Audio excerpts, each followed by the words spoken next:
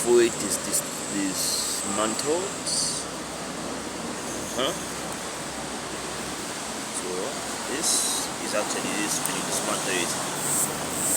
See here, and these are your pistons.